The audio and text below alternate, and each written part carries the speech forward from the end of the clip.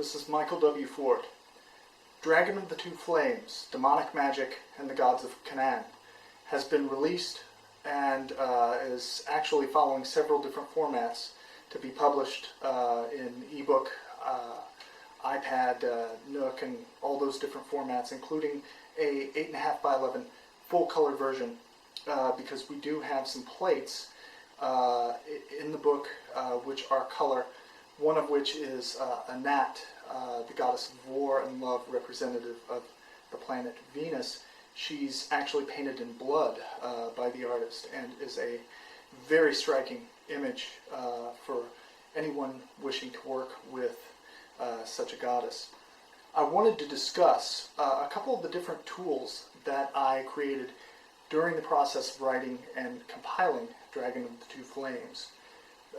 What I'm about to show you are a couple of different things that you could do in your own way, just with opening up the imagination in your magical workings.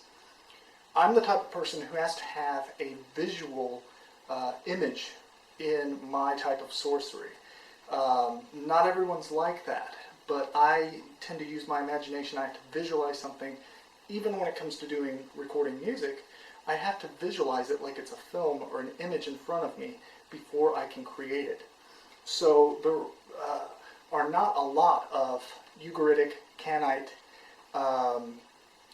deific mask statues really anywhere. In fact, one Baal statue that I used was the Goetic Baal. They're actually related and assimilated from a couple different sources. But one of the things about the ancient Near East is statues were dedicated by specific people, patrons, who were seeking the blessing, the favor, or just political clout with the temple cult priests of specific temples throughout the ancient Near East. And one thing that people would do that they found, they would make clay idols or statues representative of the god or goddess, demon, whatever it was. Those would go in the temples. Now these clay figures, from being really stylish to being completely crude, looking like something I would create, are found throughout. So there's a varying degree. Even in Mesopotamian cursing magic and underworld workings, clay figures represent people and so forth. But one thing that I made was that I wanted a Molech. Now Molech represents the black flame.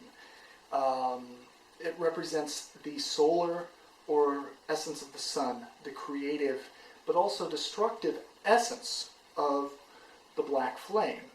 That we have passion, we have the connectivity with the daemon, the illumination, the drive, but can it destroy us too? Can it become destructive to others?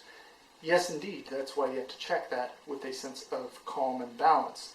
Now, I wanted a kind of composite thing. I wanted a kind of a wand or a staff, because they were used throughout the ancient Near East, in Egypt as well, the vase scepter, representing power and authority. Now, within my circle and within my magical practices, when I enter the circle, I am the only god that is. Any deific mask or demons or spirits that I invoke go through my temple of mind, body, spirit, daemon. The daemon accumulates and encircles and binds the energy of the deific mask that I'm calling, and then the daemon being the instinct, it's kind of the in-between between the instinct and the higher intellect, the prefrontal cortex, the consciousness, and the deific power or mask that I'm invoking, representative of nature and the self. So when I do that, the trappings, the kind of visual stimuli must emit power. So this specific staff is representative of Molech. I made this from paper mache. I used wire, mesh, And it's used, I consecrated it throughout the process, and it took a couple weeks because I didn't do it all in one day. I used my own blood. I used human bone dust, serpent skin, toad remains, frog remains. There's actually a serpent on the staff. Now, Molech is painted a type of black, kind of a dirty, grave-like, and then gold, representative of the power and majesty of the old gods. Molech is a composite deific mask representing the bull, or the Mesopotamian symbol of Gud, the cuneiform. Gud, which is the bull, which is a symbol of power and victory, and the sun, also of Nergal, the underworld god. The horns, obvious.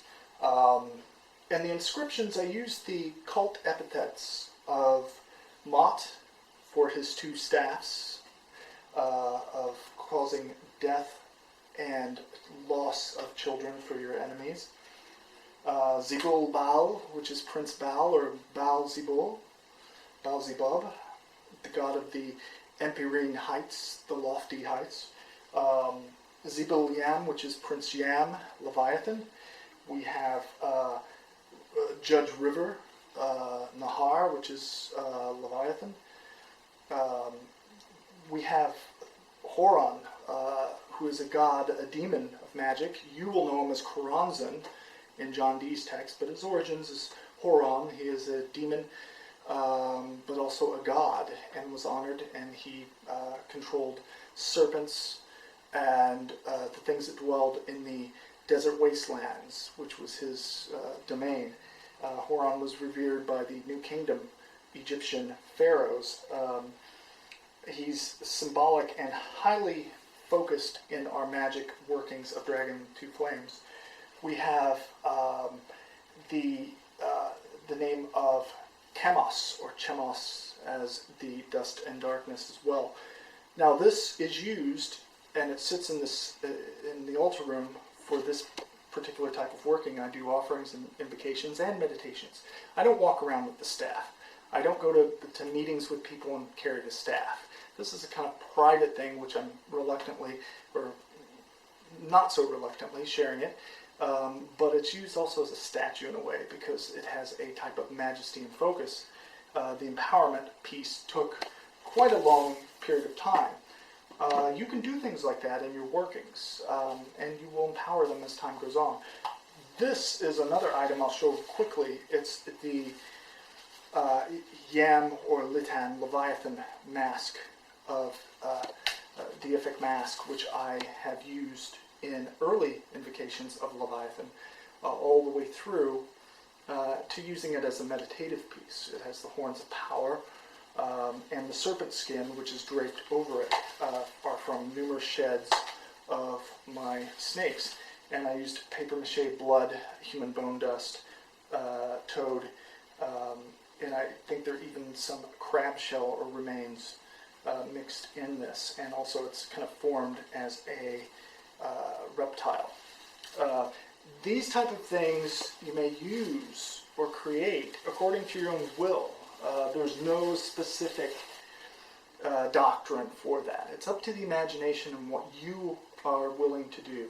So I've created lots of things with this, and I hope that you use Dragon of the Two Flames and the images of the gods, which are beautiful images, and kind of proclaiming their majesty and power based on their etymological and archaeological evidence, along with all the tablets of the gods that I've kind of used for research.